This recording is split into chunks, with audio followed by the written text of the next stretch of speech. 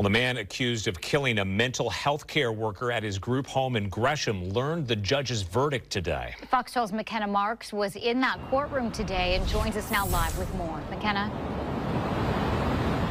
Yeah, that's right. James Smith fatally stabbed Haley Rogers at his group home back in July of 2023. Now, Smith was found guilty except for insanity, which means that at the time of the murder, the court determined that Smith was insane. I was able to speak with Haley's mother today, and she tells me that if her daughter was still alive, she would want to make sure that Smith gets the help he needs. I feel like the system failed hugely. On the morning of July 16th, 2023, police responded to McCarthy Place in Gresham, a group home for adults with mental health care needs. When police arrived, they found the body of 26-year-old Haley Rogers, a Cascadia Health employee who had been working a night shift at the home.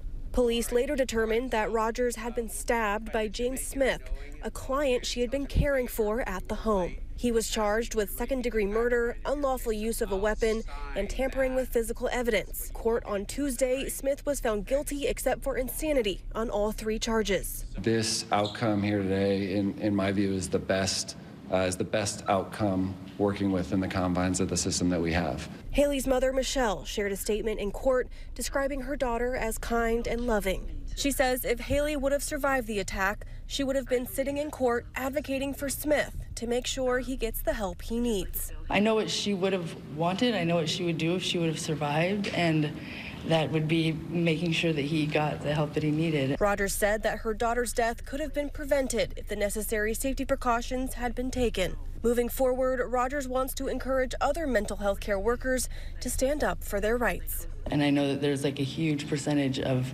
mental health employees that don't feel safe, and they just need to keep talking about it and keep, writing to their managers and the union and just trying to make it better.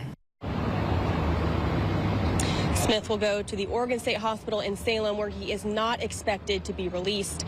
I reached out to Cascadia Health, where Haley worked, for a comment on this story, and they said, quote, Cascadia Health prioritizes the safety and well-being for employees and clients alike and has made ongoing safety investments to address environmental risks, policies, operations, technology, training, and more.